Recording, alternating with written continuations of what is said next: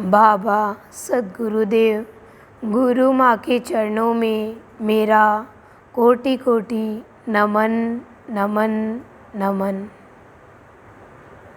आज भाव योगी की भाव सागर सप्ताह का 7वां दिन।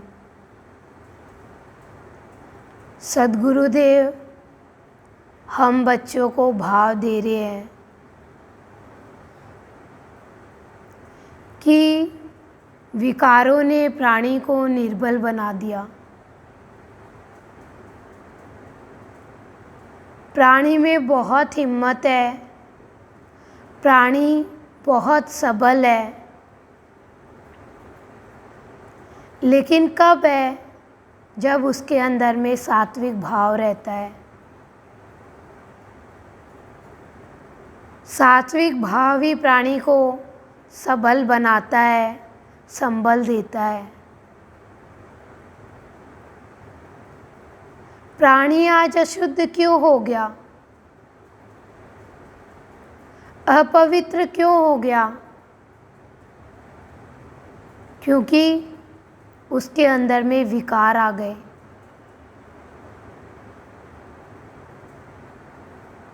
जितना हमारे जीवन में विकार हावी रहेंगे, उतना ही हम अपवित्र होते जाएंगे।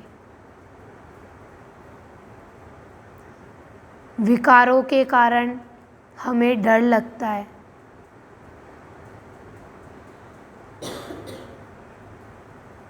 हम डरते रहते हैं। क्यों? क्योंकि हम गलती करेंगे तो हम डरेंगे ही ना।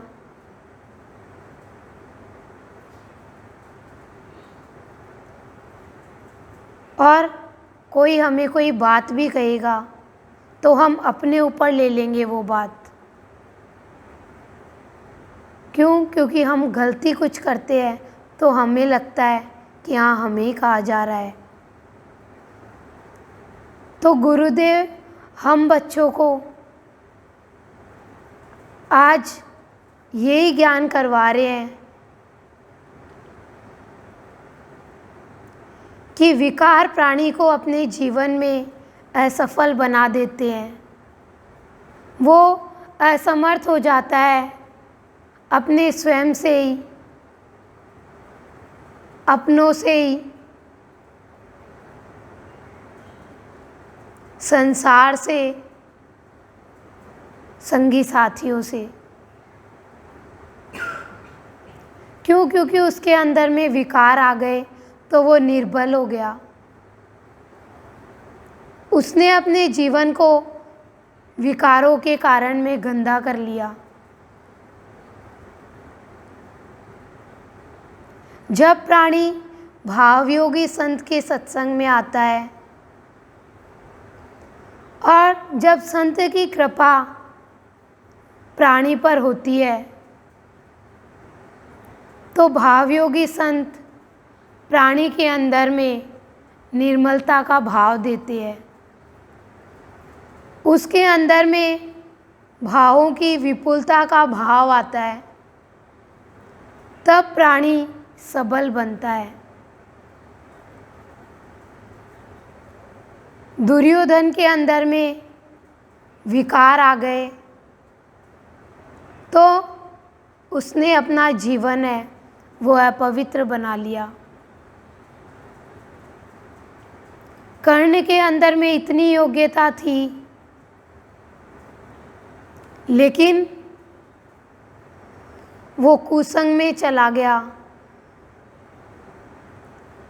और दुर्योधन के साथ में मिलकर के वो अधर्म की चाल चलने लग गया। तो उसने अपने जीवन को अशुद्ध बना लिया। और एक दिन क्या हुआ? उनको पराजय मिली। तो गुरुदेव जब सत्संग में बुला करके हम बच्चों पर कृपा करते हैं तो हम बच्चे अपने संत से कह पाते हैं कि हे संत, अगर तू मुझे नहीं मिलता तेरी कृपा मुझ पर नहीं होती तो मैं तो अपने जीवन में असफल ही हो जाता। अपने आप को निर्बल असहाय मानता रहता और जान नहीं पाता कि मेरे सद्गुरु का आधार तो इतना बड़ा है, इतना ऊंचा आधार है, इतना ऊंचा मेरे सद्गुरु का बल है जो मुझे कभी भी निर्बल नहीं होने देगा। और सही तो है, सद्गुरु का बल जिसको मिल जाता है उस प्राणी के जीवन में अलौकिक शांति उसका सद्गुरु उसको देता है। जब तक हम ये मानकर चलेंगे ना कि मेरे पास जन का बल बहुत सारा है, मेरे अंदर में बहुत काया का बल है, मेरे पास में बहुत धन का बल है, तब तक हमारे जीवन में अशांति रहेगी। कभी भी हमें मानसिक शांति इन बाहरी बल से नहीं मिल सकती। शांति तो हमें उस भगवान से ही मिलती है, उस संत से, भावयोगी संत से ही मिलती है। उद्धव जी के पास में बहुत सारा ज्ञान का बल था, लेकिन उनके अंदर में एक विकार आ गया। क्या विकार? कि वो सबको तुच्छ मानने लग गए अपने सामने। तो विकार प्राणी को कमज़ोर बना देते हैं। अब हमारे अंदर में क्रोध का विकार आ गया तो क्या होगा? वो हमें कमज़ोर बना देगा। हमारे अंदर में ईर्ष्या का विकार आ गया तो वो विकार हमें हमारे अंदर के प्रेम को खत्म कर देगा। हमारे अंदर में काम का विकार आ गया तो वो कभी भी हमें शांत नहीं रहने देगा।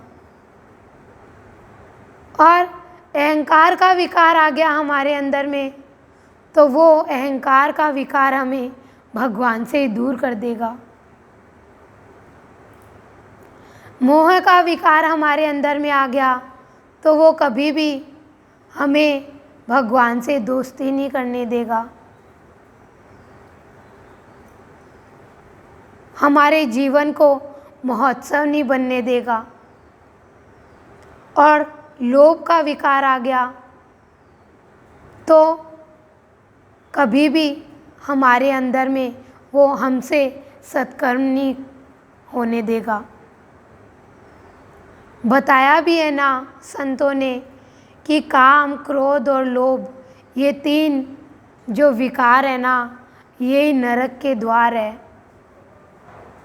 और हम हमारे जीवन में चाहते हैं कि हमें नरक का द्वार नहीं मिले, तो हमें हर पल शांति के भाव को अपनाना होगा। तो संत प्राणी का जीवन है, वो विकार रहित बनाते हैं। और जब विकार रहित हमारा जीवन बनेगा तो ही हमारे जीवन में भावों की निर्मलता आएगी। अब किसी के पास में धन का बल बहुत है तो क्या धन के बल के ऊपर हम भगवान को खुश कर सकते हैं क्या? नहीं कर सकते। हम सोचते हैं कि हम धन बल से बहुत काम बना लेंगे, लेकिन हमारे जीवन में आ गया कोई बहुत बड़ा कष्ट, बहुत बड़ा दुख, तो क्या धन बल हमें सबल बना सकेगा क्या? हमारी अंदर की निर्बलता को दूर कर सकेगा क्या? नहीं कर सकेगा। लेकिन संत की भाव का बल जिसको मिल जाता है, संत के प्रेम का बल जिसको मिल जाता है, संत की भक्ति का बल जिसको मिल जाता है, उस प्राणी के अंदर से विकार धीरे धीरे खत्म होते जाते हैं और उसके अंदर में सबलता है वो आती जाती है। भीम के अंदर में आ गया था बल का अभिमान, तो वो हनुमान जी का ही अनादर करने लग गए अपने बल के अभिमान में। अर्जुन के अंदर में अहंकार का बल आ गया, तो वो कह रहा है कि मैंने ही युद्ध जीता है।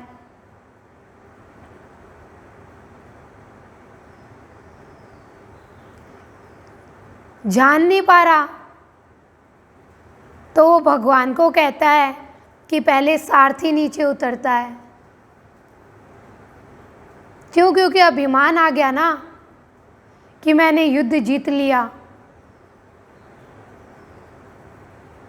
तब भगवान है उसको जब रथ से पहले उतारते हैं और फिर रथ से उतरते हैं, तब वो देखता है कि रथ है वो जल जाता है। तब उसको एहसास होता है कि मैं तो करने वाला कुछ भी नहीं हूँ,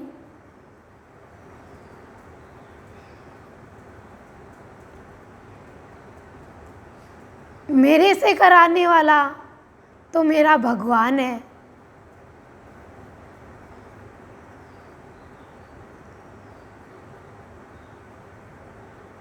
तो जब प्राणी के अंदर का अहंकार का त्याग हो जाएगा, तो वो भगवान की रजकण बन जाएगा। वो अपने अस्तित्व को भगवान के चरणों में मिटा देगा। कि भगवान अस्तित्व तो तेरा है, व्यक्तित्व तो तेरा है, महान तो तू है जिसने मुझे सत्य के मार्ग पर चलाया। हर पल तू मुझे हिम्मत देता है, हर पल तू मेरा भक्ति में आगे बढ़ने के लिए, अच्छे कार्य करने के लिए उत्साह बढ़ाता है। मैंने तो अपने जीवन में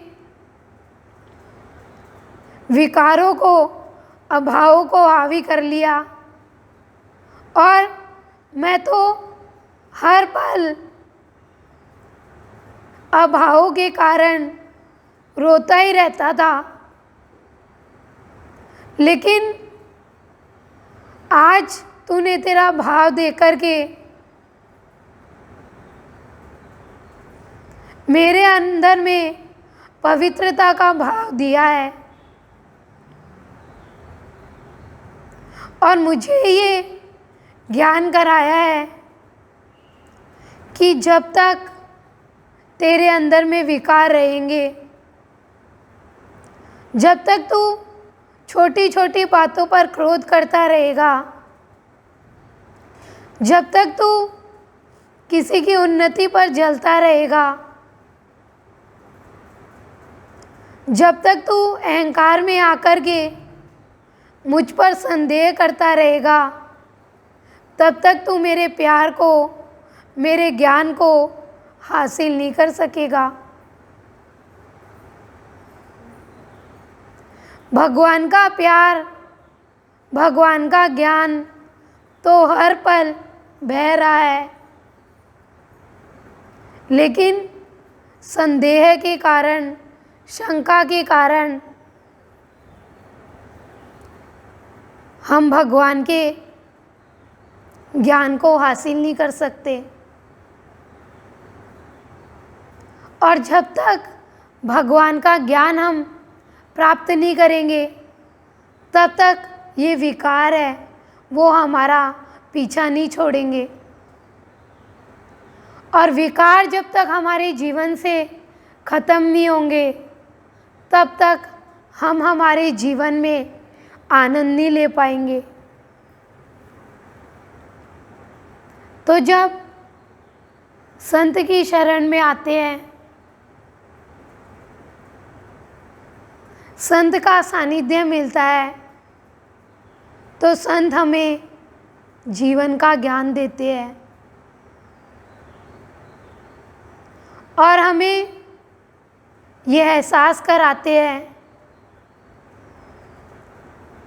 कि जब तक तेरे अंदर में अहंकार रहेगा, तू अकड़ के चलेगा, तो तुझे जो कुछ भी प्राप्त हुआ है, जो कुछ भी मिला है, वो मिला हुआ तेरा सारा खत्म हो जाएगा।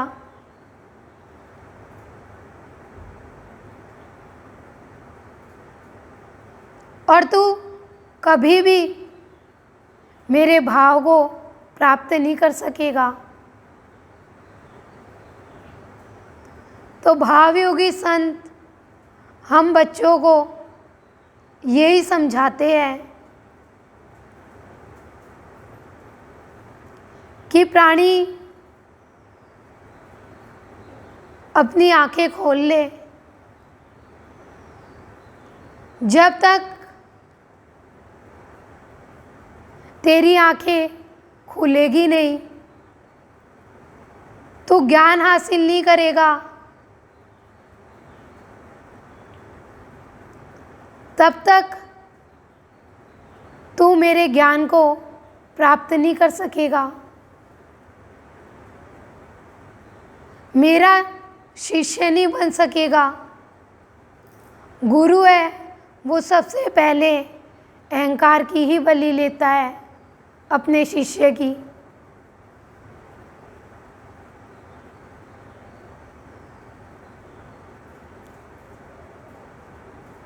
और जब प्राणी जान लेता है कि कर्ता तो मेरा भगवान है, सब कुछ का करने वाला तो मेरा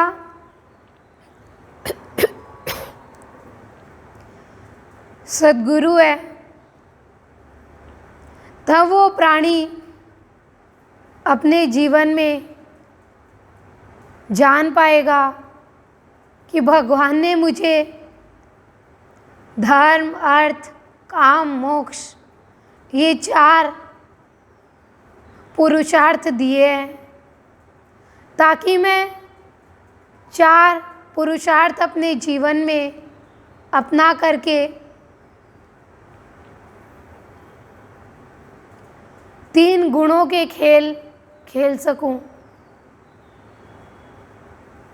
जो प्राणी 3 गुणों के खेल में खेलना सीख जाता है, वो प्राणी फिर माया में नहीं जाता, क्योंकि जब तक माया का आवरण हमारे ऊपर रहेगा, तब तक हम उस ब्रह्म के दर्शन नहीं कर सकेंगे।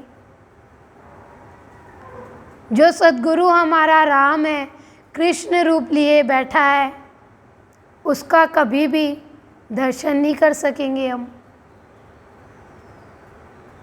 और जब हमारे जीवन से माया हटती है और हमारे जीवन में एक उस ईश्वर का भाव आता है, तब हम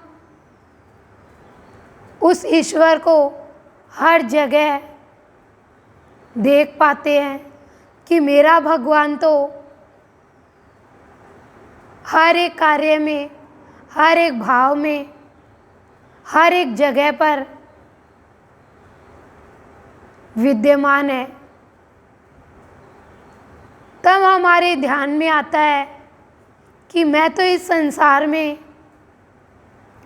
अपने भगवान से मेल करने के लिए आया था, लेकिन मैं तो इस संसार में ही लग गया। संसार के ध्यान में मैं अपने भगवान को भूल ही गया।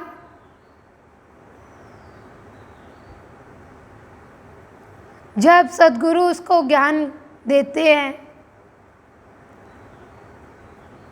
तब उसके ध्यान में हर पल उसका भगवान रहता है और वो भगवान से यही प्रार्थना करता है कि भगवान मेरे जीवन का ध्येय है, मेरे जीवन का लक्ष्य है, बस आपसे एकाकार करना हो।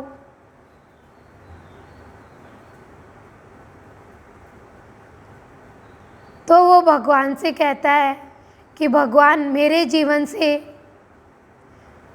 ये विकार खत्म करो, क्योंकि जब तक मेरे अंदर में ये 6 विकार रहेंगे तब तक मैं निर्बल बना रहूँगा, और जब तक मैं निर्बल बना रहूँगा तब तक मेरा आपसे मेल नहीं हो सकेगा।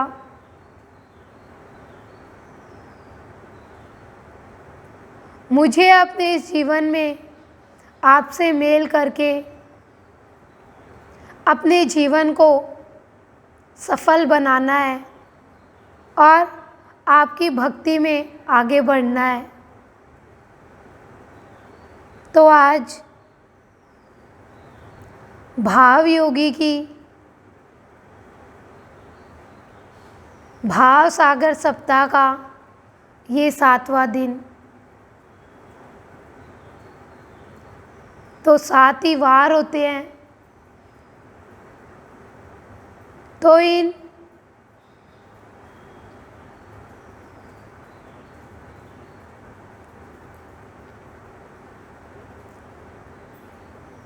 सात वार में हर एक वार में कभी भी ऐसा वार आ जाएगा जो मृत्यु का समय हमारा आ जाएगा। तो ये हमें हमारा मनुष्य जीवन मिला हुआ व्यर्थ नहीं जाए, इसके लिए हमें सद्गुरु का ज्ञान है वो हासिल करना है और सद्गुरु तक पहुंचना है। तो आज गुरुदेव हम बच्चों को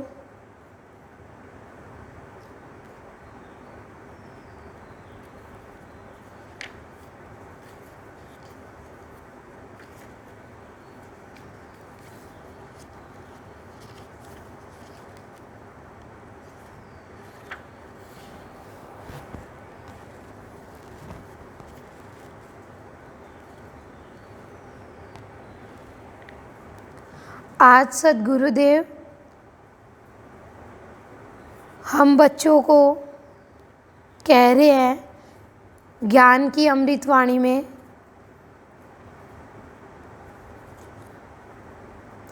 एक बार त्याग और भोग सम्मुख देखे गए, त्याग छोड़ रहा था, भोग ले रहा था, दानी को दीन देखते ही नतमस्तक हो गया। अमृतवाणी है सद्गुरुदेव की। एक बार त्याग और भोग सम्मुख देखे गए, त्याग छोड़ रहा था, भोग ले रहा था, दानी को दीन देखते ही नतमस्तक हो गया। सद्गुरुदेव अमृतवाणी में भाव दे रहे हैं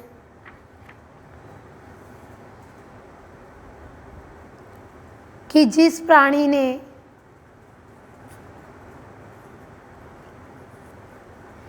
सद्गुरुदेव का सत्संग है वो ले लिया, उस प्राणी के जीवन से सारे दुख, उस प्राणी के जीवन से सारे दुख है ना, वो सारे खत्म हो जाते हैं। सद्गुरुदेव के भावों का भोग जिसने ग्रहण कर लिया, फिर वो प्राणी के जीवन में विषय वासना का त्याग है स्वतः ही हो जाता है। जब तक सद्गुरु के भावों का भोग नहीं लेंगे, ग्रहण नहीं करेंगे, तब तक हमारे जीवन से विकारों का त्याग है वो नहीं हो सकेगा। तो सद्गुरुदेव भाव दे रहे हैं कि दानी को दीन देखते ही नतमस्तक हो गया।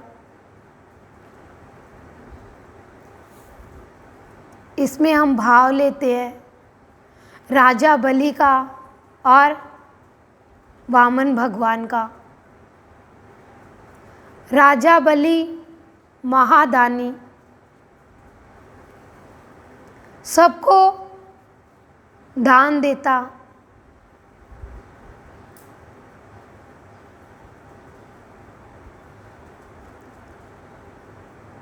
लेकिन राजा बलि ने क्या किया, स्वर्ग से देवताओं को निकाल दिया और स्वर्ग पर राज्य करने लग गया। देवता बहुत दुखी हो गए, परेशान हो गए और भगवान विष्णु के पास में जाते हैं कि भगवान हमारी रक्षा करो।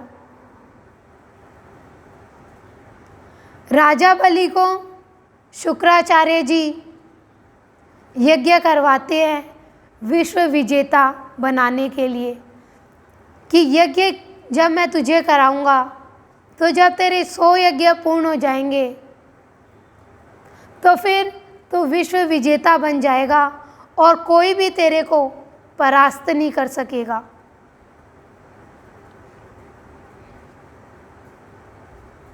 शुक्राचार्य जी यज्ञ करवा रहे हैं, 99 यज्ञ पूरे हो गए।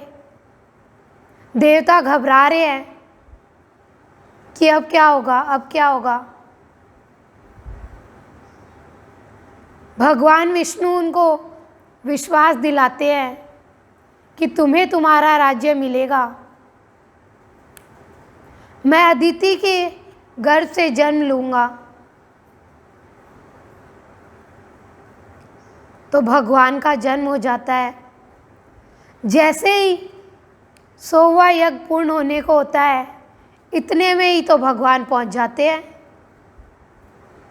दान लेने के लिए राजा बलि से।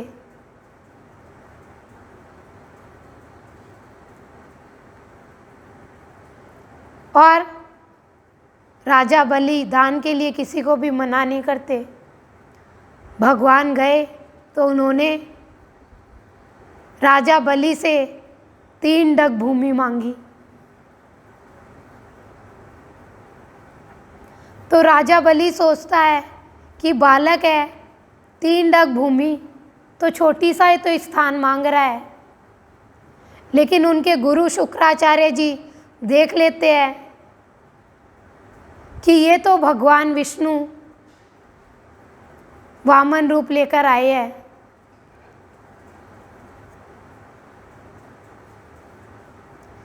शुक्राचार्य जी राजा बलि को मना करते हैं कि ये वामन रूप में भगवान विष्णु है, तू संकल्प मत ले। लेकिन राजा बलि गुरु की आज्ञा भी नहीं मानते और संकल्प ले लेते हैं। जैसे ही संकल्प लेने को होते हैं तो शुक्राचार्य जी उस झाड़ी में बैठ जाते हैं, तो भगवान उनकी आंख फोड़ देते हैं। तो राजा बलि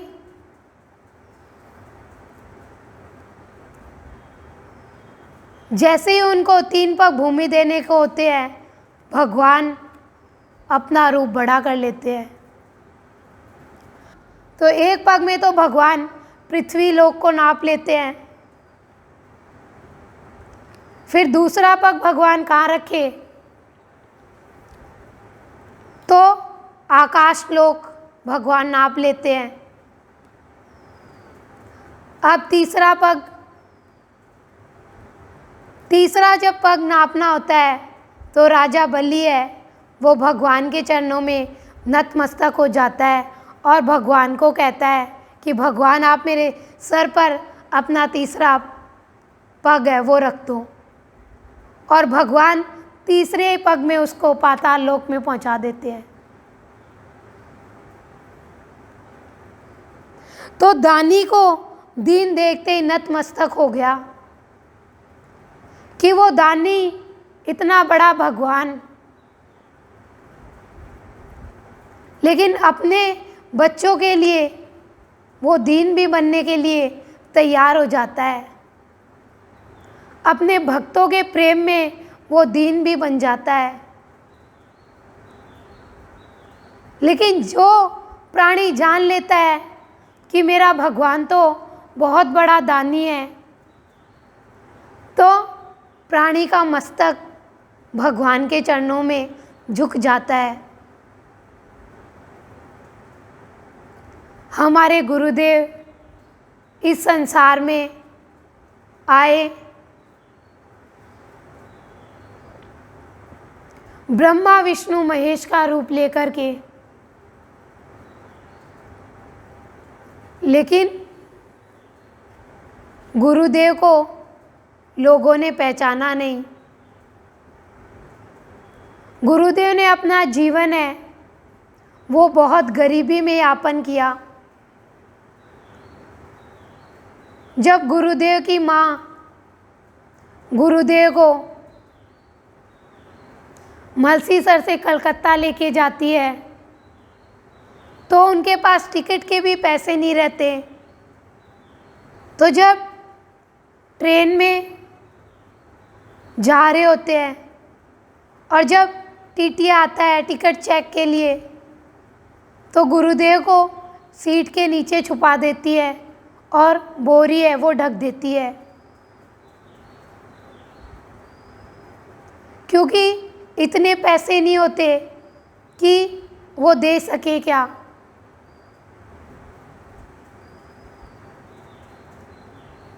गुरुदेव ने हम बच्चों को जीना सिखाने के लिए, और गुरुदेव सुबह भी पढ़ाने जाते, शाम को ट्यूशन भी कराते। तो गुरुदेव तो महादानी, लेकिन लोगों ने नहीं पहचाना।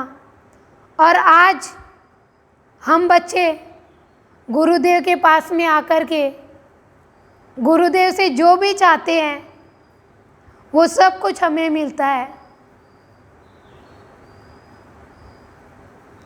जो भी हम संसार की कोई भी इच्छा लेके आते हैं, कोई भी कामना लेके आते हैं, वो सब हमारी पूरी करते हैं। गुरुदेव शह शरीर थे तब भी गुरुदेव ने सबका सब काम सिद्ध किया, लेकिन दीन बनकर रहे। प्राणी पहचान नहीं सका भगवान को। तो कह रहे हैं गुरुदेव त्याग छोड़ रहा था, भोग ले रहा था, कि प्राणी थोड़ा सा त्याग करके थोड़ा सा वो भगवान के भक्ति में पैसा लगा देता है, कोई अच्छा कार्य उससे हो जाता है, किसी की वो सहायता कर देता है, किसी का कोई भला कर देता है, धर्मशालाएं बनवा देता है, प्याऊ खुलवा देता है, तो वो सोचता है कि मैंने तो बहुत बड़ा कार्य कर दिया। ले तो वो भगवान से रहा है। भगवान आज हमें नहीं दे तो हम किसी की सहायता कर सकते हैं क्या? धर्मशाला खुलवा सकते हैं क्या? किसी का भला कर सकते हैं क्या? कोई भी महान कार्य, बड़ा कार्य कर सकते हैं क्या? लेकिन प्राणी सोचता है थोड़ा सा दान करके, थोड़ा सा पुण्य करके, कि मैं तो बहुत कुछ कर रहा हूँ। वो भूल जाता है कि देने वाला तो मेरे को भगवान है। आज भगवान ने मुझे दिया है तो मैं किसी को कुछ दे पा रहा हूँ। भगवान मुझे नहीं दे तो मैं किसी को क्या दे सकता हूँ? तो गुरुदेव हम बच्चों को यही कह रहे हैं। बाबा को लोगों ने सोच लिया कि ये तो दीन है। बाबा हमारे इतने बड़े दानी कि जो भी बाबा के पास में जो भी इच्छा लेके आता, बाबा उसको दे देते।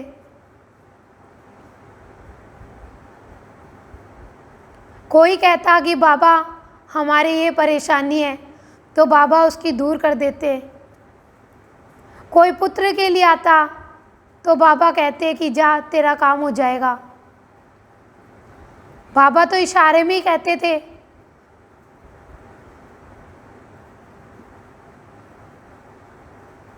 लेकिन बाबा को भी कहाँ जान पाई दुनिया। देखा कि ये तो फक्कड़ है, इसके पास में क्या है? इसके पास में कुछ होता तो ये भीख थोड़ी मांगता, यीशु की पत्तियाँ थोड़ी चबाता।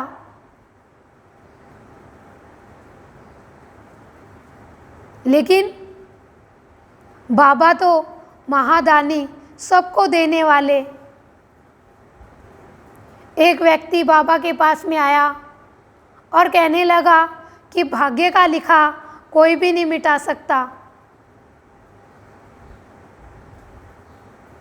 रेख की मेघ कोई भी नहीं बदल सकता। तो बाबा ने उसको कहा कि बोल तेरे भाग्य में क्या लिखो है, मैं ये भी बदल दूं।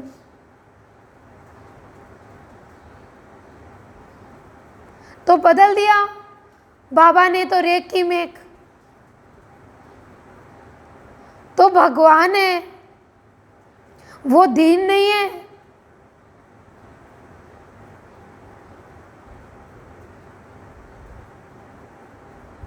वो साधारण वेश में आते हैं तो हमें शिक्षा देने के लिए आते हैं।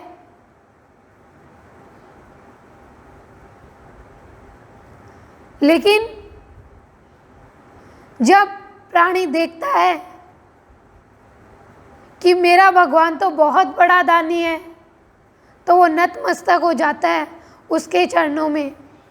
फिर वो अपने अहम को नहीं लेके आता कि मेरे को इतना सब कुछ मिल गया।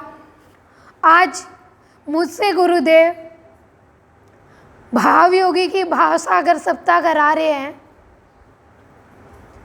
और मैं ये सोचूं कि मैं तो इतना सारा भाव व्यक्त कर रही हूँ, इतनी देर तक बोल पा रही हूँ,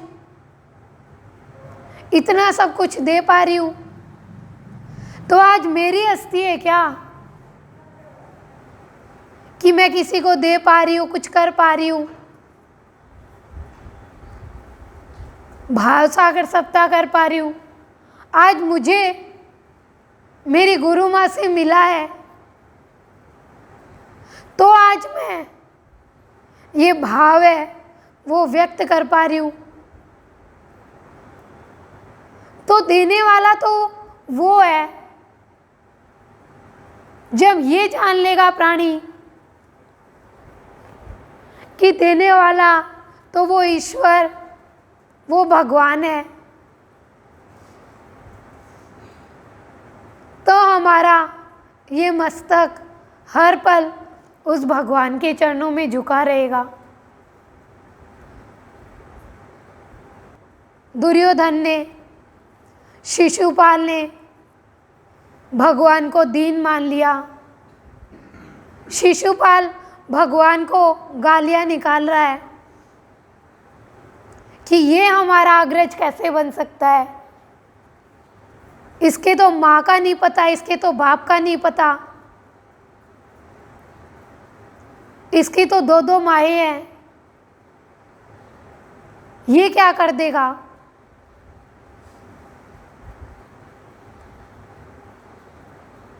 जब वो 100 गाली निकाल देता है तो जैसे वो 101वीं गाली निकालता है तो भगवान का सुदर्शन चक्र चल पड़ता है और उसकी गर्दन है वो काट देता है।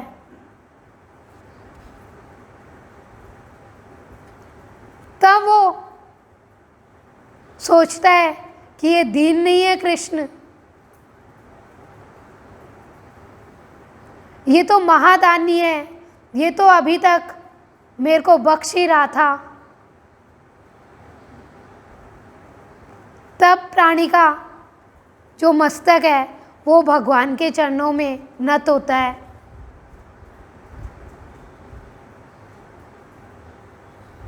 तो गुरुदेव की अमृत वाणी है, एक बार त्याग और भोग सम्मुख देखे गए, त्याग छोड़ रहा था, भोग ले रहा था, दानी को दीन देखते ही नतमस्तक हो गया।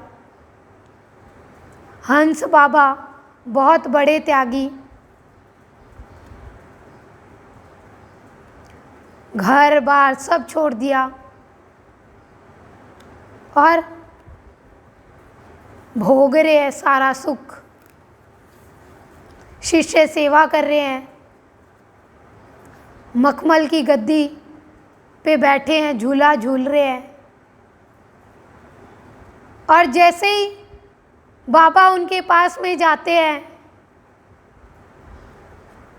बाबा तो जूते भी पहनते तो काट करके और कारी लगा के पहनते कि अभिमान नहीं आ जाए। ऐसा थोड़ी है कि संत में अभिमान आ जाए क्या, लेकिन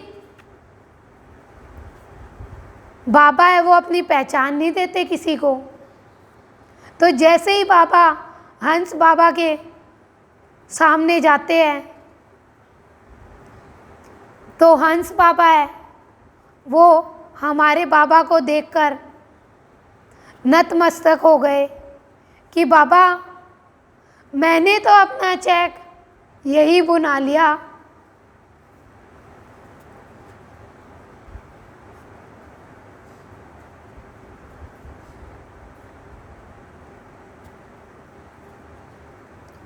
यहीं पर ही सारे ऐशो आराम है,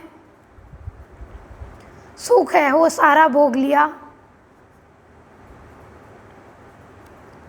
लेकिन आपका चेक तो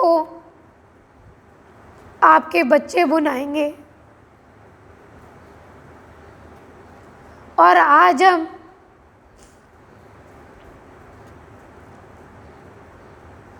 कितनी सीधी सी भक्ति है वो कर रहे हैं। बाबा ने गुरुदेव को यही कहा कि घर तो मैंने छोड़ दिया था, तपस्या तो मैंने कर ली, त्याग तो मैंने कर लिया बहुत, लेकिन तू घर त्याग नहीं करना, तू गृहस्थी वालों को सत्संग कराना, गृहस्थी में रह के सारा सब कुछ करते हुए तो गृहस्थी वालों को सत्संग में लगाना, सत्य से जोड़ना। तो गुरुदेव ने आज हम सब बच्चों को गृहस्थी में रह कर के सब कुछ करते हुए ये हमें इतना सब कुछ दे रहे हैं। तो गुरुदेव इस अमृत वाणी में हम बच्चों को यही कह रहे हैं कि भगवान भी अपने बच्चों के प्यार के लिए दीन बन जाते हैं, अपने भक्त के लिए वो भी दीन बन जाते हैं। अपने भक्तों के प्रेम में दीन बन जाते हैं। जैसे कृष्ण भगवान, उनके पास सब कुछ, लेकिन फिर भी वो गोपियों के लिए रो रहे हैं।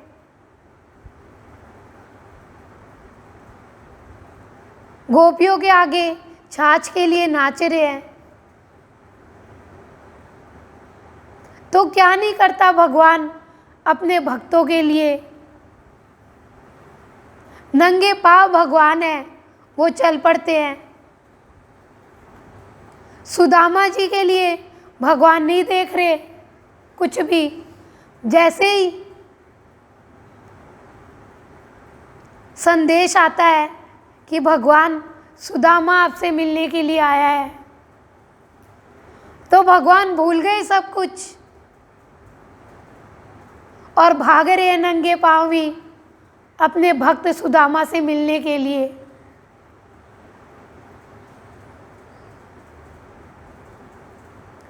तो अमृतवाणी है सद्गुरुदेव की।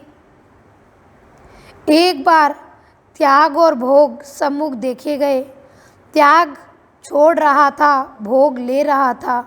दानी को दीन देखते ही नतमस्तक हो गया। तो गुरुदेव अमृतवाणी में हम बच्चों को यही भाव दे रहे हैं कि आज हम किसी को कुछ दे पा रहे हैं तो वो सब कुछ का दिया हुआ वो हमारे भगवान का है। जब हम ये जान लेंगे ना, तो कभी भी हम कर्ता नहीं बनेंगे, कभी भी अपने आप को नहीं दिखाएंगे कि मैंने कुछ दे दिया, मैंने ये कर दिया। तब तो हम हमारे भगवान के चरणों में भक्तों के जैसे हर पल नतमस्तक रहेंगे कि सब कुछ देने वाला तो मेरा भगवान है, उसने मुझे कुछ दिया है तो आज मैं किसी को दे पा रहा हूँ, नहीं तो मैं किसी को कभी भी नहीं दे सकता।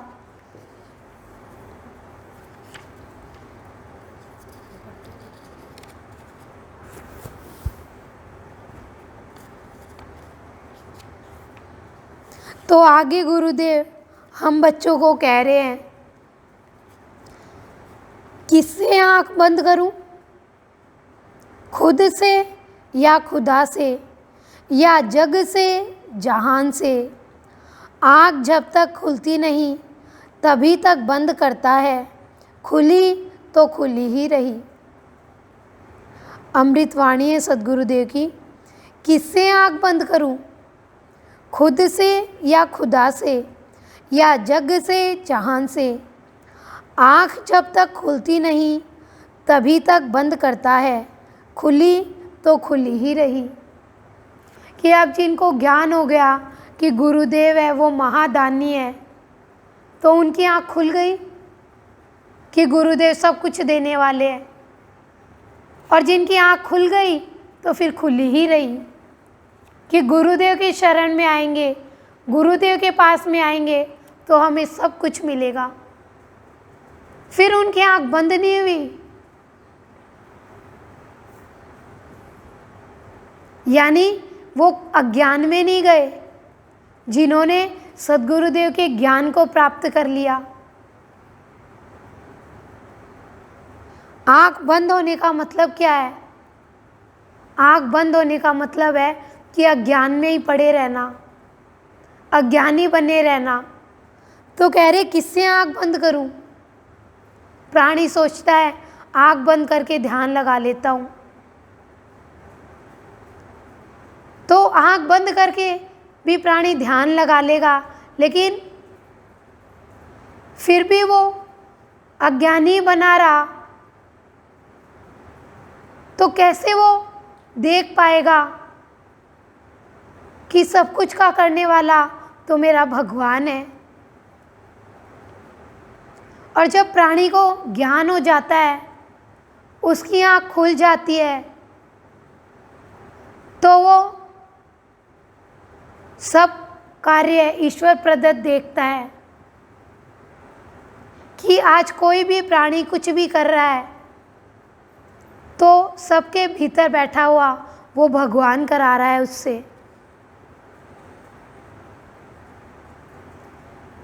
अब हमें कोई धोखा दे देता है तो हमारी आंखें बंद रहती है, तभी तो हमें कोई धोखा दे देता है ना। हमारी आंख खुली रहे तो कौन है वो हमें धोखा दे सकता है? कोई भी हमें धोखा नहीं दे सकता। जैसे नरसी जी है, उनके लिए लोगों ने सोच लिया कि नानी बाई का भात है, ये कैसे भर देंगे, इनके पास में तो कुछ भी नहीं है, ये तो एकदम गरीब। लेकिन जैसे ही आलीशान मायरा भरा जाता है तो सबकी आँख खुली की खुली रह जाती है।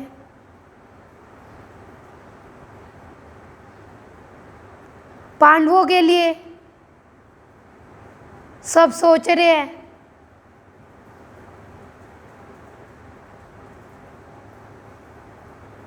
कि ये पांडव कैसे महाभारत का युद्ध जीत सकते हैं, लेकिन उनके साथ में अज्ञात रूप में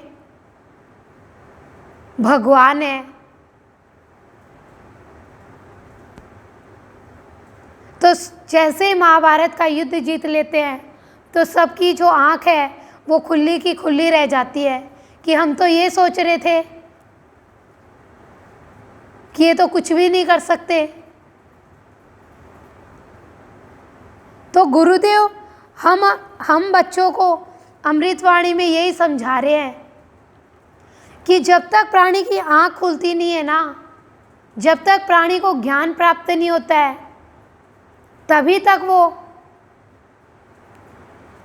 अंधेरे में रहता है। अब गांधारी है, उसने आँख बंद कर ली, उसको पता है कि दुर्योधन है वो सिंहासन के लायक नहीं है, दुर्योधन गलत कर रहा है। धृतराष्ट्र को भी वेद व्यास जी ने कहा कि धृतराष्ट्र तू पद चाप पहचान लेता है तो तू मन की आंख बंद मत कर लेना, पांडवों को उनका अधिकार देना। लेकिन उसने आंख बंद कर ली कि सिंहासन है वो तो मेरे पुत्र को ही मिलना चाहिए, और अज्ञानता के कारण वो इतने गलत कार्य है वो कर रहे हैं। तो गुरुदेव हम बच्चों को यही समझाते हैं कि आंख बंद करना मतलब कि हमें पता है कि ये संसार में हम जितना भी जाएंगे हम हमारे जीवन में गंदगी भरते जाएंगे, लेकिन फिर भी हम संसार में जाते जा रहे हैं, फिर भी हम उस भगवान से ज्ञान प्राप्त करने के लिए उससे जुड़ नहीं रहे हैं। एक बार किसी ने ठोकर खा ली, किसी से नुकसान है वो उठा लिया, लेकिन बार बार उन्हीं में जाकर के ठोकर खाते जा रहे हैं, नुकसान पर नुकसान है वो अपने जीवन का करते जा रहे हैं। तो इसका मतलब तो हम अज्ञानी बना रहना चाहते हैं, अंधेरा ही हमें प्रिय है, हमें प्रकाश प्रिय नहीं है। नहीं तो एक बार धोखा खाने के बाद, एक बार ठोकर लगने के बाद, एक बार नुकसान उठाने के बाद तो हमें समझ आनी चाहिए कि नहीं भगवान, अब मैं ये जीवन है वो व्यर्थ नहीं खोऊंगी, अब मैं ये जीवन है वो नासमझी में नहीं जीऊँगी, अब तो मैं ये जीवन तेरा ज्ञान प्राप्त करके तुझ तक पहुँचूँगी, स्वयं तक पहुँचूँगी। तो गुरुदेव हमें अमृतवाणी में समझा रहे हैं कि किससे आँख बंद करूं, खुद से या खुदा से।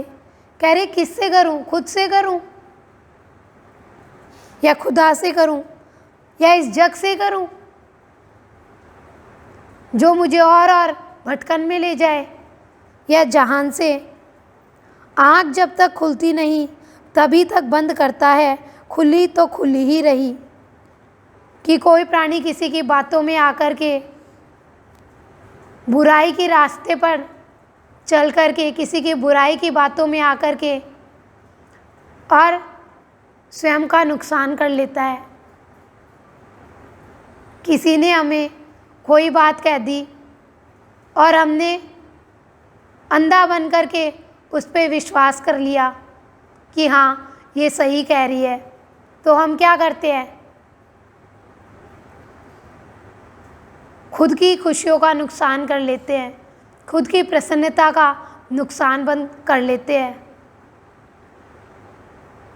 तो अमृतवाणी है सद्गुरुदेव की, किससे आँख बंद करूं, खुद से या खुदा से या जग से जहान से। आँख जब तक खुलती नहीं तभी तक बंद करता है, खुली तो खुली ही रही।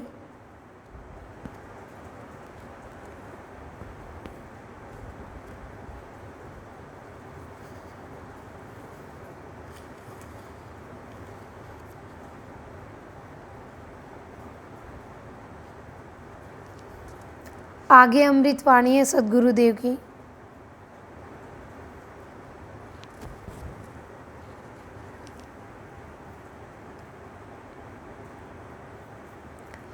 चार रचा तीन का खेल देखा, दो में समीप आया एक हो रहा।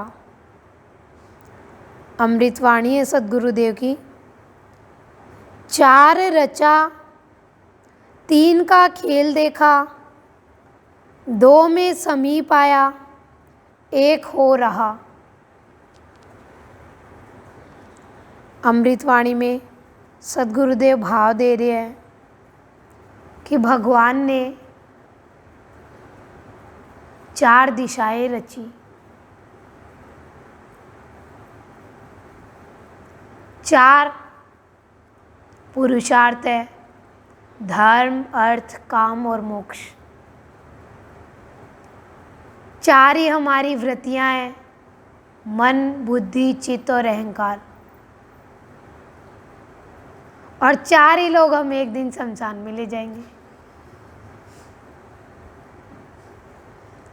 तो कह रहे हैं गुरुदेव अमृतवाणी में कि भगवान ने तो चार रच दिए कि प्राणी जान पाए कि चारों दिशाओं में, कोई भी दिशा में चले जाए हम, चारों दिशाओं में वो भगवान है, वो व्याप्त है।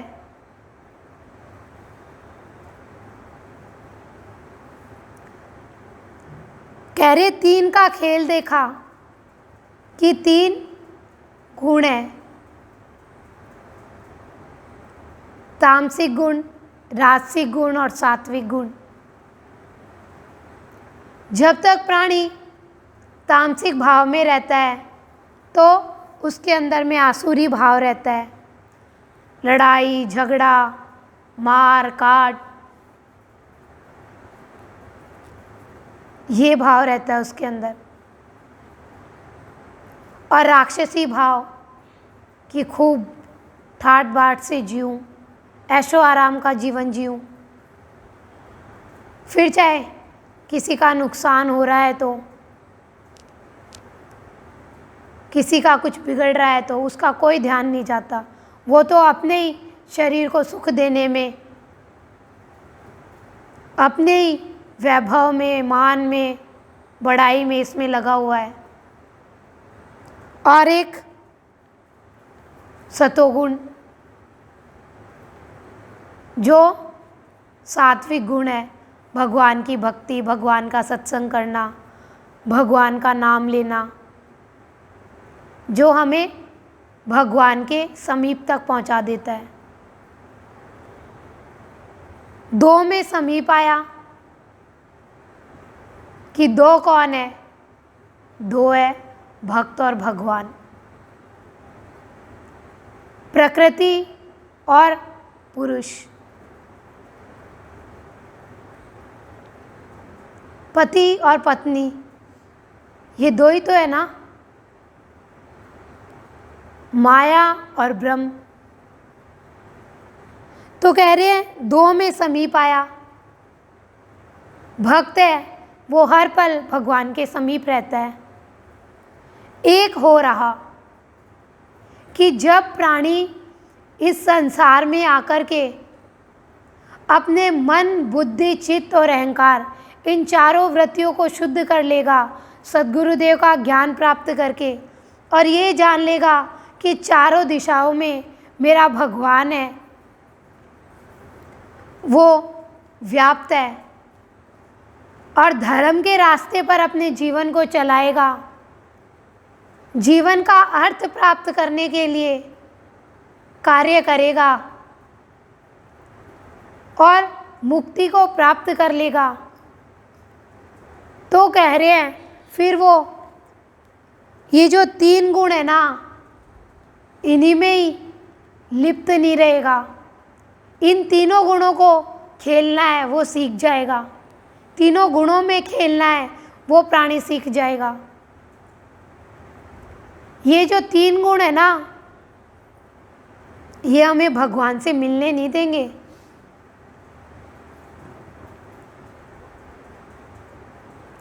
रामकृष्ण परमहंस ने भी बताया है इन तीनों गुणों के बारे में कि एक बार एक व्यक्ति के पास में बहुत सारा धन रहता है और वो रास्ते से जा रहा होता है,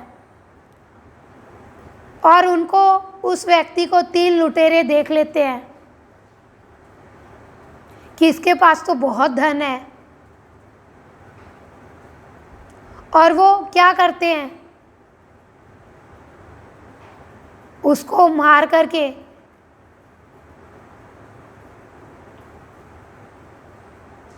और उसका धन है वो सारा ले लेते हैं। एक तो मारता है और दूसरा वो सारा धन है इकट्ठा करके ले लेते हैं, और दोनों है, तीनों है, वो कहते हैं चलो अब इसको यहीं पर छोड़ करके अपने चलते हैं, भाग लेते हैं। तब वो तीसरा है, वो कहता है कि तुम दोनों चलो, मैं इसको इसके घर तक छोड़ कर आता हूँ। तो वो तीसरा क्या करता है, उसको उसके घर तक छोड़ देता है। तो वो 3 लोग कौन थे? वो तामसिक गुण, राजसिक गुण और सात्विक गुण। तामसिक और राजसिक है वो तो उसका मार करके और धन है वो ले लेते हैं, वो तो है 2 गुण वो, और वो सात्विक जो गुण है वो उसको उसके घर तक पहुंचाता है। तो कह रहे 3 का खेल देखा। जब प्राणी तीनों गुणों से उसको खेलना आ जाएगा ना, तो ही वो भगवान के समीप तक पहुंच सकता है। गुरु माँ ने हमें बताया भी ना सत्संग में कि जहाँ पर तामसिक गुण का उपयोग में लेना होता है, वहाँ पर हम तामसिक गुण का उपयोग में लें, और जहाँ पर राजसिक गुण का उपयोग लेना है वहाँ पर राजसिक का ले, जहाँ पर सात्विक गुण का उपयोग लेना है वहाँ सात्विक गुणों का उपयोग ले। जैसे भगवान कृष्ण है, असुरों को मार करके और उन्होंने उनके ऊपर तामसिक प्रहार किया और उनका उद्धार किया। द्वारिका में राज्य करके भगवान ने राजसिक गुण है उसका उपयोग किया, सबकी सार संभाल करी, और सात्विक गुण को अपना करके ऋषि मुनियों को सतोगुण दिया, उनको भक्ति का, भाव का, प्यार का गुण दिया। तो जिस जगह पर जो गुण उपयोग में लेना होता है वो सारा गुण संत है, भक्त है, वो अपनाते हैं, उनसे खेलते हैं, वो लिप्त नहीं होते कंस के जैसे, रावण के जैसे। अब रावण है, वो तो खाली, कंस है, वो तो खाली एक तामसिक गुण में ही खेल रहे हैं खाली। अब हम ऋषि मुनियों पर और तामसिक प्रहार करेंगे तो ये हम गुण से खेल नहीं रहे, हम उन गुणों में लिप्त हैं। जैसे रावण कंस है, वो सता रहे हैं तो वो खेल नहीं रहे, वो उन गुणों में ही लिप्त हो गए। अब कोई कुत्ता है, वो हमारे पीछे पड़ गया तो हम उसको ये कहेंगे क्या, आओ कुत्ता भाई जी, हरिओम हरिओम बोलो। उसको तो मारना ही पड़ेगा नहीं तो वो हमें खा जाएगा। उस समय तो तामसिक प्रहार करना ही पड़ेगा। तो ये खेल है, लेकिन हम क्या करते हैं, उन्हीं में लिप्त हो जाते हैं कि क्रोध हावी हो गया तो हो गया, फिर हमें नहीं आता उससे बाहर निकलना। फिर चाहे किसी का नुकसान हो तो, कोई दुखी हो तो, कोई की शांति भंग हो तो हो। संत सही मायने में क्रोध है वो करते हैं अगर कोई गलत रास्ते पे चल रहा होता है तो। अब एक माँ है, उसका बच्चा बदमाशी कर रहा है, पढ़ाई नहीं कर रहा है, खेल नहीं कर रहा है। अब माँ उस समय बच्चे पर क्रोध नहीं करेगी तो बच्चा तो बिगड़ जाएगा ना। तो गुरुदेव हमें यही कह रहे हैं, 4 रचा 3 का खेल देखा। जब ज्ञान प्राप्त हो जाता है ना प्राणी को, तो वो इन तीनों गुणों से खेलता है, इनमें लिप्त नहीं होता। वो 2 में समीप आया, फिर वो इस प्रकृति में रहकर भी उस पुरुष से जुड़ा रहता है, उस नारायण से जुड़ता है, वो उस भगवान से मिलन के लिए हर कार्य करता है। वो जैसे भक्त भगवान का मिलन होता है तो कह रहे एक हो रहा, फिर वो एक हो जाते हैं उस भगवान में मिल करके, भगवान में समा करके। जैसे संध्या मिलन होता है तो दिन और रात का मिलन होता है, उस समय प्रकृति और पुरुष का मिलन होता है, तब फिर वो एक नारायण के भाव में आता है, एक उस भगवान में मिल पाता है, तब उसका एकाकार उस भगवान से होता है। तो अमृतवाणी है सद्गुरुदेव की, 4 रचा 3 का खेल देखा, 2 में समीप आया, 1 हो रहा।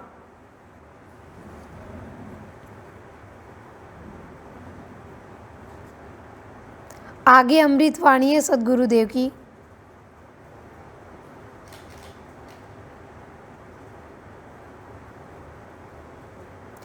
हवन कहो या यज्ञ, कुछ दग्ध कुछ मुग्ध। अमृतवाणी है सद्गुरुदेव की, हवन कहो या यज्ञ, कुछ दग्ध कुछ मुग्ध।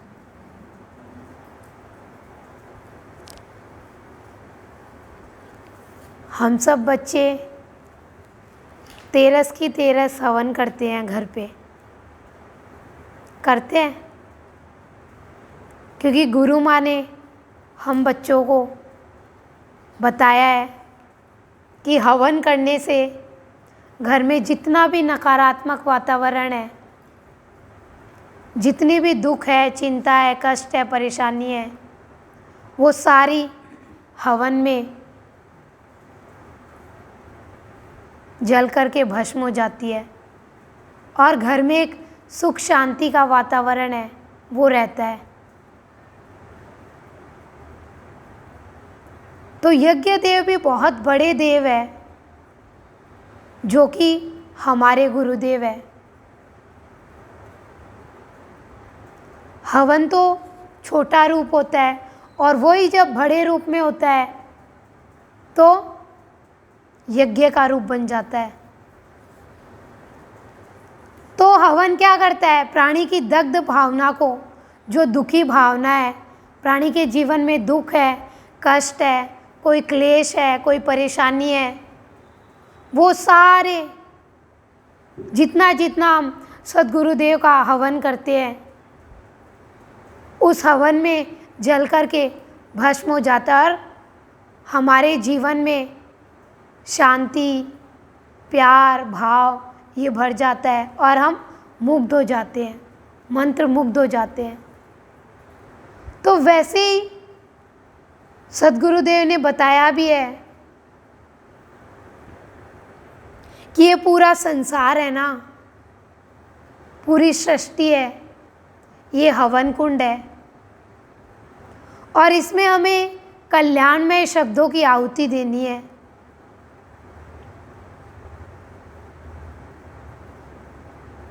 जो भी हम शब्द बोलते हैं वो सारे शब्द इस ब्रह्मांड की पेटी में जाते हैं। तो हमें अच्छे शब्द बोल करके, कल्याणमय शब्द बोल करके, हित के शब्द बोल करके इस संसार रूपी हवन कुंड में आहुति देनी है शब्दों के द्वारा, जिससे इस संसार में भी, इस विश्व में भी शुद्ध वातावरण रहे, सौरभ में ये पूरी सृष्टि है वो बन पाए। ऋषि मुनि यज्ञ कर रहे हैं, लेकिन रावण के लिए वो दग्ध बन रहा है क्योंकि उसको भक्ति पसंद नहीं है, भगवान का नाम लेना पसंद नहीं है उसको।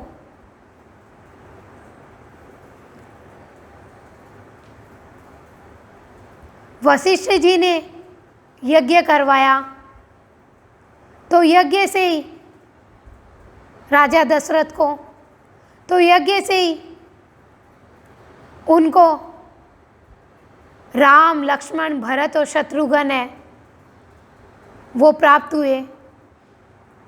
जो यज्ञ में उन्होंने जिस खीर की आहुति दी, वो खीर जब दशरथ की पत्नियों को प्रसाद रूप में मिली तो भगवान है, उन्होंने इस धरती पर जन्म लिया।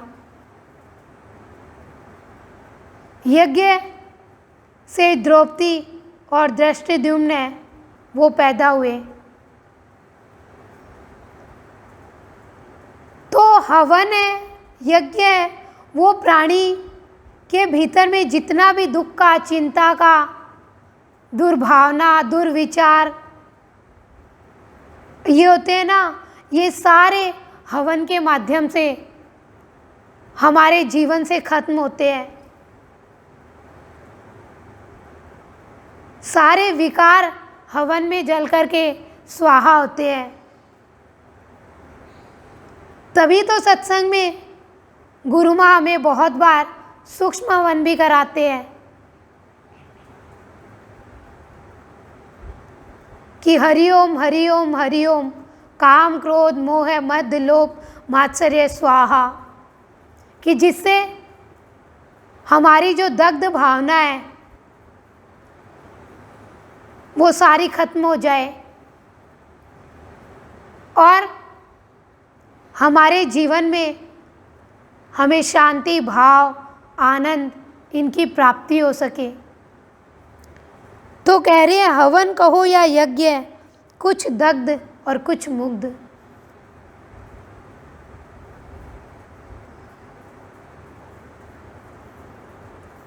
हवन दग्ध बन गया, सती के पिता के लिए।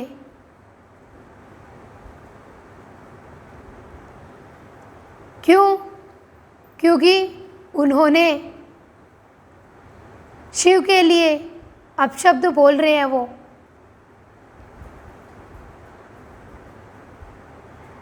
तो सती है वो यज्ञ में जल करके स्वयं को खत्म कर लेती है कि ये कान मेरे, जिन्होंने मेरे भगवान के लिए अपशब्द सुने, तो ये मेरा जीवन ही कोई काम का नहीं है, जिससे मेरे भगवान के लिए ही मैं इतना अपशब्द सुन रही हूँ, मेरे भगवान का ही जो इतना अपमान कर रहे हैं उनके सामने मैं खड़ी हूँ, तो वो जलकर भस्म हो जाती है।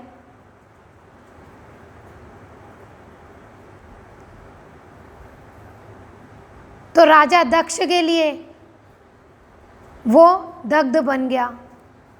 तो अमृतवाणी है सद्गुरुदेव की, हवन कहो या यज्ञ, कुछ दग्ध कुछ मुग्ध। विश्वामित्र जी ने भी हवन से कितने अस्त्र शस्त्र है वो उत्पन्न किए। तो हवन प्राणी को, यज्ञ प्राणी को बहुत कुछ उपलब्धि कराता है। अगर प्राणी श्रद्धा के साथ में, अच्छी भावना के साथ में, अच्छे भाव के साथ में हवन कर रहा है, तो इष्ट को सब कुछ मान करके हवन कर रहा है, तो वो हवन ही उसे उस भगवान से मिला देगा, उस भगवान की भक्ति में मुग्ध कर देगा। उसके अंदर के जितने भी निरर्थक विचार है, जितना भी उसका बुरा कर्म है, बुरा प्रारब्ध है, वो सारा जला करके भस्म कर देगा। तो अमृतवाणी है सद्गुरुदेव की, हवन कहो या यज्ञ, कुछ दग्ध कुछ मुग्ध, कि जितना हम भावयोगी संत का हवन करते जाएंगे तो हमारी भावना है वो शुद्ध होती जाएगी, और जितना भी हमारे अंदर में दग्ध भाव है, किसी को दुखी करने का भाव है, या खुद ने कोई दुख ले रखा है वो भाव है, वो सारा खत्म हो जाएगा और हम मुग्ध हो जाएंगे। प्रसन्नता में, खुशी में अपना जीवन है वो यापन करेंगे। तो अमृतवाणी है सद्गुरुदेव की, हवन कहो या यज्ञ, कुछ दग्ध कुछ मुग्ध।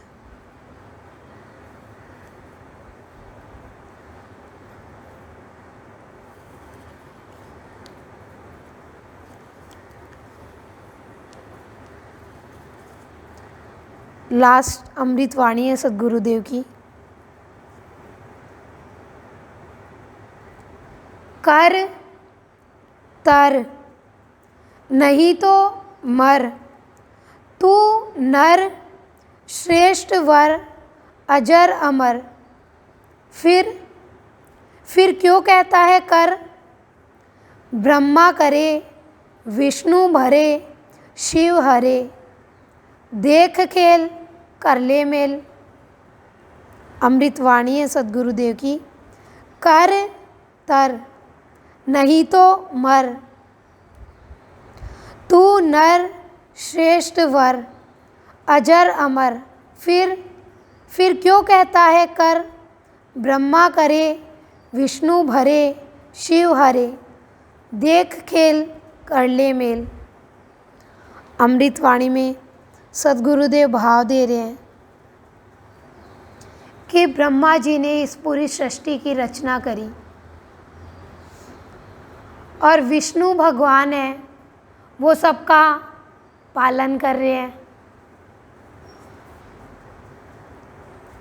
सबका भरण पोषण कर रहे हैं, और जो शिव जी है वो संहार कर रहे हैं। तो कह रहे तू भी तो कर कुछ प्राणी, कि तर हो जाए इस सागर से।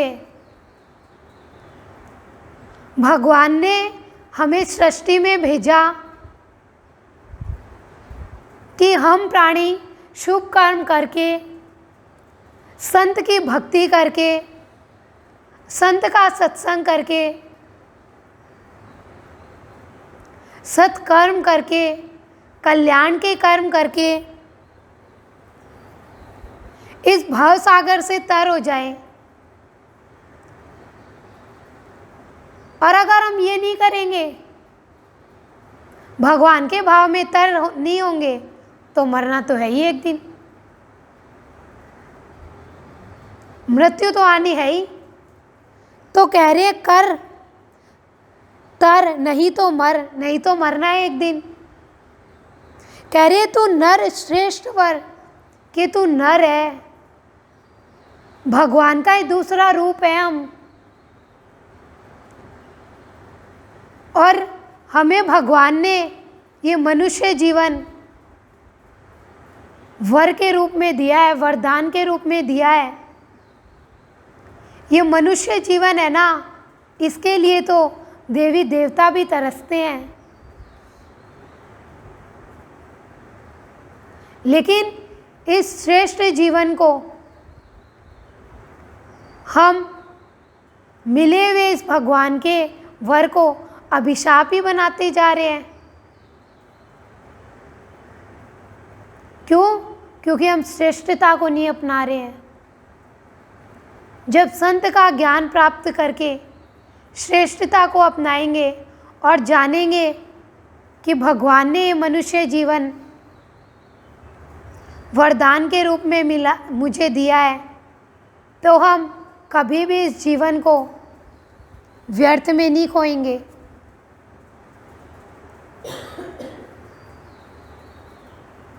गौतम ऋषि इस धरती पर भगवान के लिए सबसे श्रेष्ठ नर थे।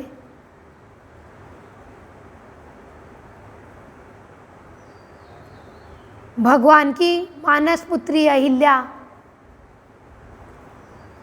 का भगवान ने जन्म किया, तो भगवान सोच रहे हैं कि कौन वो श्रेष्ठ नर है जिससे मैं इस अहिल्या की शादी कर दूं। अहिल्या बहुत सुंदर स्त्री, इंद्र का मन आ गया उसके ऊपर, तो वो भगवान से, ब्रह्मा जी से कहता है कि मैं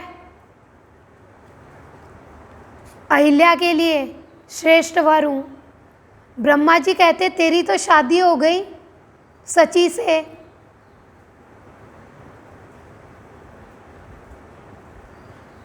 इससे भी, तेरे से भी श्रेष्ठ धरती लोक पर एक नर है। तो भगवान ब्रह्मा जी गौतम ऋषि के आश्रम में अहिल्या को छोड़ देते हैं कई सालों तक, और गौतम ऋषि की अहिल्या के ऊपर नजर भी नहीं जाती। इतने समय तक वो उनके आश्रम में रहती है। फिर कई सालों बाद में भगवान आते हैं ब्रह्मा जी धरती पर और देखते हैं कि गौतम ऋषि तो अपनी भगवान की भक्ति में ही लीन है। तो भगवान अहिल्या का हाथ है वो गौतम ऋषि के हाथ में देते हैं और उन दोनों की शादी है वो करवाते हैं। तो श्रेष्ठ नर वही है जिसके अंदर में कोई भी कामना नहीं है, कोई भी वासना नहीं है,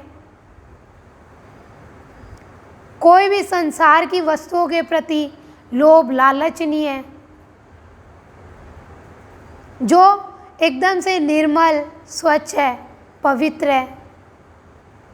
अनुसुईया सती महर्षि अत्रि की पत्नी अपने जीवन को सत्य के रास्ते पर चलाया, तो इतनी महान वो सती पतिव्रता स्त्री थी कि ब्रह्मा विष्णु महेश को भी उन्होंने छोटा सा बच्चा बना दिया। तो गुरुदेव इस अमृतवाणी में हमें यही कह रहे हैं कि हम श्रेष्ठ वर भगवान से प्राप्त करके इस संसार में आए हैं, तो अब हमें अमरता की ओर जाना है और जानना है कि हमारा ये जो जीवन है ना, वो अजर और अमर है। और जब हम हमारे जीवन को अमरता की ओर लेके जाएंगे तो ही गुरुदेव कह रहे हैं हमारा उस भगवान से मेल होगा, नहीं तो हम उस भगवान से मेल है वो नहीं कर पाएंगे। जब तक हम मृत्यु की ओर ही जाते जाएंगे, बाहर में ही कर्म करते जाएंगे। तो अमृतवाणी है सद्गुरुदेव की, कर तर नहीं तो मर, तू नर श्रेष्ठ वर अजर अमर। फिर क्यों कहता है कर, ब्रह्मा करे विष्णु भरे शिव हरे, देख खेल कर ले मेल। हम बच्चों को सद्गुरुदेव ने ये धार्मिक पुस्तक देकर के, अमूल्य धन देकर के हम बच्चों को सद्गुरुदेव इतना सारा ज्ञान दे रहे हैं, तो हम बच्चों को भी सद्गुरुदेव का ज्ञान प्राप्त करके भाव में डूबना है और नदी बनकर के सद्गुरु रूपी सागर में मिलना है। तो 7 दिन में सद्गुरुदेव ने जो भी भाव व्यक्त करवाया, वो भाव मुझे सत्संग में गुरु माँ के द्वारा मिला हुआ, संत मणि के माध्यम से मिला हुआ, साहित्य के माध्यम से मिला हुआ, भाव की धारा के माध्यम से मिला हुआ, गुरु माँ के साहित्य वंदन उमंग से मिला हुआ भाव जो मुझे मिला, वही मैंने आप सबके सामने व्यक्त किया। इसमें मेरा कुछ भी नहीं है। तो गुरुदेव बाबा से मैं यही प्रार्थना करती हूँ कि गुरुदेव हर पल मैं आपका भाव पीती रहूं और सबको आपका भाव है वो पिलाती रहूं। ऐसा भाव आप मुझे देते रहना ताकि मैं हर जन्म में आपके भाव को जागृत कर सकूं। तो 7 दिन में जो शब्द बुलवाए, जो भी कुछ त्रुटियां रही, गलतियां रही,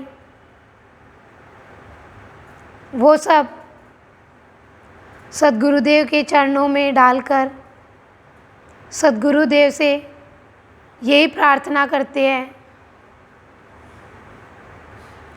कि सद्गुरुदेव हम बच्चे आपकी भक्ति में आगे बढ़ते रहे और आपके भावों का प्रचार और प्रसार अंतिम श्वास तक करते रहे। गुरुदेव को बाबा से भाव मिला तो गुरुदेव ने वो भाव सब बच्चों में बांटा। गुरु माँ को गुरुदेव से भाव मिला तो गुरु माँ ने हम सब बच्चों को वो भाव बांटा।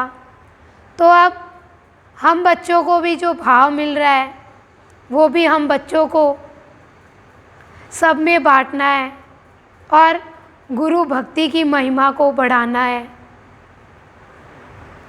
भाव योगी संत नंदलाल की असीम असीम जय जयकार हो, असीम असीम जय जयकार हो।